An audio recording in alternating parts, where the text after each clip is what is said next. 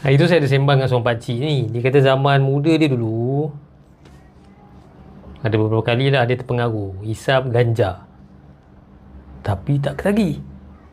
Dan ada orang memang macam tu. Ni 3 benda tentang ketagihan yang anda kena tahu. Ketagihan ni kadang-kadang dia bukan sebab kuantiti. Ketagihan berlaku bila hidup anda kurang menerima kebahagiaan, kenikmatan semula jadi ni. Hidup rasa hamba. Tinggal satu benda je yang boleh tenangkan, boleh rasa lega. Itulah ketagihan.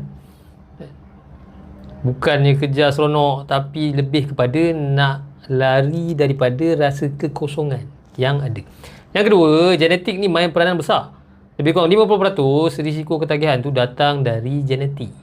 Ada orang bila ambil tu badan dia bagi signal tak sedap, pening, tak selesa.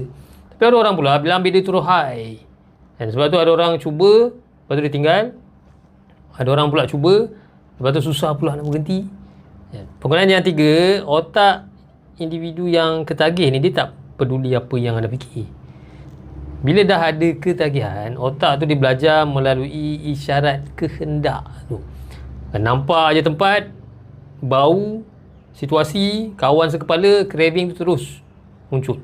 Jadi kalau anda nak elak, jauhkan diri. Dan jadi anda pun tak terjebak. Jadi pemulihan ni dia bukan setakat berhenti, tapi kena ubah persekitaran, kena luaskan anda punya sumber kenikmatan, kebahagiaan hidup secara semula jadi.